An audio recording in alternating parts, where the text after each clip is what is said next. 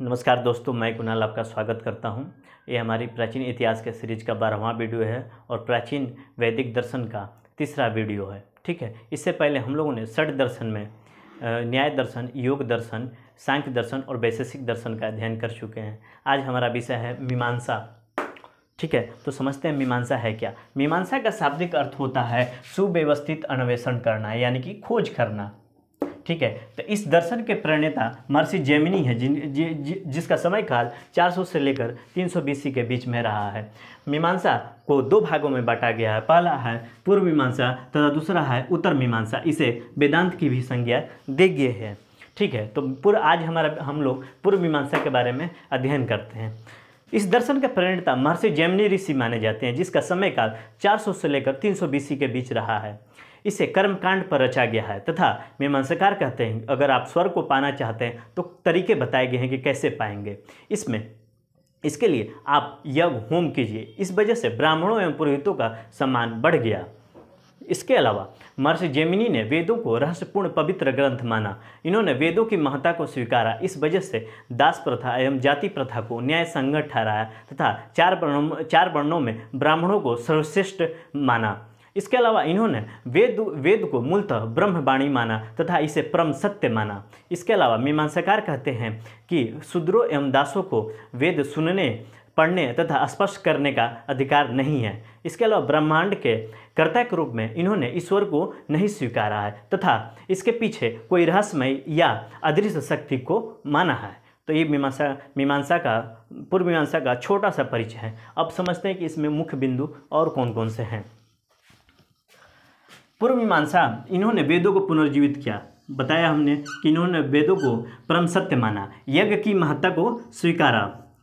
तो उसके अलावा वेदों को शाश्वत और परम सत्य एवं स्वयंभू माना है। तो हम लोग दो शब्द समझते हैं, शाश्वत क्या है और स्वयंभू क्या है। शाश्वत मतलब होता है कब आया और कब तक रहेंगे इसका कोई पता नहीं और कभी खत्म नहीं होगा, उसे ही हम लोग शाश्वत कहते हैं। ये बार बार आएगा और पीछे भी आया था, इसलिए इसको मैंने सोचा कि इसको अच्छे से समझा दिया जाए। तो यानी कि शाश्वत मतलब कभी खत्म नहीं होगा, कब आया और कब इसका खत्म होगा किसी को कुछ नहीं मालूम। स्वयंभू का मतलब होता है स्वयं जन्मा। ये मैंने बताया कि वेद स्वयंभू होते हैं, यानी कि स्वयं जन्मा, ना किसी ने बोला और ना किसी ने लिखा।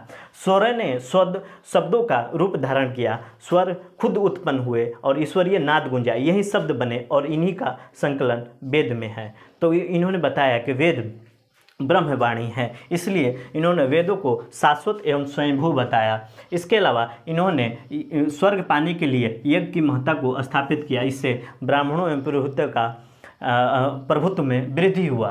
ठीक है, इसके बाद अगर वेदों को इन्होंने सही ठहराया तो दास प्रथा और शूद्र प्रथा को स्थापित एवं न्याय संगत ठहराया। इसके अलावा इन्होंने बहुत ही महत्वपूर्ण बताया, कर्म और फल के बीच में अपूर्व का नाम दिया, जिससे रहस्यमय शक्ति या अदृश्य शक्ति का नाम दिया है। कर्म के द्वारा फल को रहस्यमय शक्ति के माध्यम से पाया जाता है। तो समझते हैं कि कर्म और फल के बीच में एक कोई शक्ति है। आप कर्म कीजिएगा तो इसके बीच में एक शक्ति आएगा जिसे अपूर्व की संज्ञा दी गई है और यही अपूर्व आपको फल प्राप्ति करने में मदद देगा। ठीक है, इसके अलावा इन्होंने आत्मा को शरीर के साथ जोड़कर देखा है। ये आत्मा को परिवर्तनशील तत्व माना है, जबकि हम लोग देखते हैं कि ब्राह्मणवाद और मीमांसाकार में हल्का सा डिफरेंस है आत्मा के परिप्रेक्ष्य में, कि इन्होंने ब्राह्मणवाद भी आत्मा को स्वीकारा है किंतु शरीर को नहीं। इन्होंने मीमांसाकार ने आत्मा प्लस शरीर दोनों को मिलाकर मनुष्य को माना है। ब्राह्मणवाद आत्मा को अनश्वर एवं अपरिवर्तित मानते हैं, जबकि मीमांसाकार आत्मा को परिवर्तनशील मानते हैं। तो ये रहा हमारा पूर्व मीमांसा। ठीक है, अब थोड़ी देर में उत्तर मीमांसा का अध्ययन हम लोग करते हैं।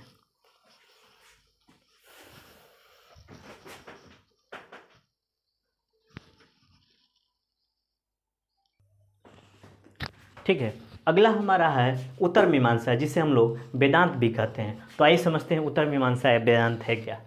इस दर्शन के प्रणेता बादरायण है, जिसे कुछ लोग वेद व्यास भी मानते हैं, जिसका समय काल 400 से लेकर 200 BC के बीच में रहा है। वेदांतों के अंतर्गत 540 सूक्तियाँ हैं तथा 4 अध्याय हैं। ये वेदांत विचार प्रधान होती है तथा इन्होंने अपने उपनिषदों को आधार बनाया।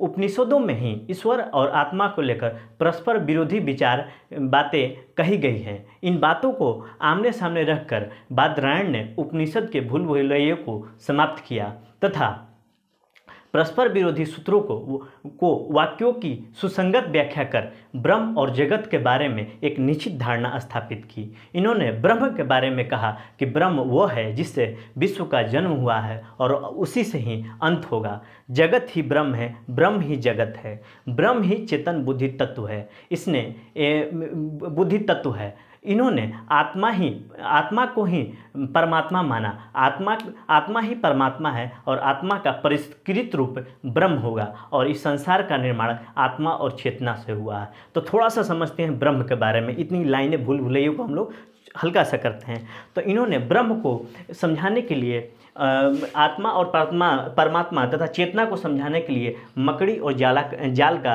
उदाहरण पेश किया है। इन्होंने बताया कि मकड़ी के अंदर से ही जाल का निर्माण होता है, यानी कि मकड़ी अपने अंदर से ही स्थित वस्तु से जाल बुनती है। तो यहाँ पर सृष्टि जो है, अपना जगत जो है वो जाल है और सृष्टिकर्ता मकड़ी है, यानी कि आत्मा के अंदर से ही परमात्मा का निर्माण होता है। जला मानी कि जाल, जला और मकड़ा एक ही है। सृष्टि और सृष्टिकर्ता दोनों एक ही है, यानी कि मकड़े के अंदर से ही जाल का निर्माण हुआ, तो सृष्टि और सृष्टिकर्ता दोनों एक ही है। तो यही कह सकते हैं कि जो संसार है वही ब्रह्म है, ब्रह्म ही संसार है। ठीक है, तो हम लोग थोड़ा ब्रह्म के बारे में समझे, थोड़ा सा हल्का सा आप दिमाग लगाएंगे तो मकड़ी और जाल के माध्यम से ब्रह्म को समझ सकते हैं, क्योंकि मकड़ी के अंदर से ही जाल का निर्माण हुआ है। तो इसी का मतलब हुआ कि आत्मा ही परमात्मा है, आत्मा का परिष्कृत रूप परमात्मा है। इन्होंने इसी ब्रह्म को परिभाषित किया। थोड़ा सा और समझते हैं। उत्तर मीमांसा भी पढ़ा है हम लोगों ने, बादरायण ने किया, और कुछ लोग इन्हें वेद व्यास भी मानते हैं, और इनकी रचना है ब्रह्म सूत्र। आप लोग याद कर लीजिएगा, थोड़ा सा इंपॉर्टेंट है। इसके बाद इन्होंने उपनिषद में बिखरे हुए विचारों को इकट्ठा करके और इससे सामंजस्यपूर्ण एकीकृत करके एक नई आदर्शवादी दार्शनिक प्रणाली की स्थापना की। उसके अलावा इस दर्शन के अनुसार चेतना या आत्मा ही प्रत्येक वस्तु का मूल कारण है और प्रत्येक वस्तु का अंत में उसमें ही विलीन होना है। ठीक है, वेदांत मुख्यतः ब्रह्म के स्वरूप की जिज्ञासा है कि ब्रह्म का स्वरूप कैसा है। ब्रह्म ही चेतन बुद्धि तत्व है, वह सभी वस्तुओं में निहित है, वह समस्त ब्रह्मांड में समाया और वही इसे नियंत्रित करता है। इसके अलावा आत्मा ही स्वयं परमात्मा है, ब्रह्म ही प्रकृति है। जिसे मैंने बताया कि मकड़ी और जाल दोनों एक ही है, सृष्टि और सृष्टिकर्ता एक ही है, बस उसी में सृष्टि और सृष्टिकर्ता एक ही है। तो इसलिए हम लोगों ने कहा कि ब्रह्म ही संसार है और संसार ही ब्रह्म है। अब थोड़ा सा देखेंगे कि पूर्व मीमांसा और उत्तर मीमांसा में हल्का सा डिफरेंस क्या है। तो पूर्व मीमांसा वैदिक मतों पर पूर्ण विश्वास करता है, जबकि उत्तर मीमांसा उपनिषदों पर विश्वास करता है। उसके अलावा पूर्व मीमांसा कर्मकांड प्लस योगों का विवेचना करता है, जबकि उत्तर मीमांसा परम सत्य एवं ब्रह्म का प्रतिपादन करता है। इसके अलावा ये व्यवहारिक है, ये सैद्धांतिक है, क्योंकि आदर्शवादी दर्शन प्रणाली है एक तरह से मान के चलिए। तो मीमांसा से ये मीमांसा नाम से प्रचलित है, जबकि उत्तर मीमांसा वेदांत से प्रचलित है। ठीक है, तो ये रहा अपना पूरी षड दर्शन का हम लोगों ने अच्छे से अध्ययन किया। अभी आगे देखते हैं, एक सेकंड थोड़ा।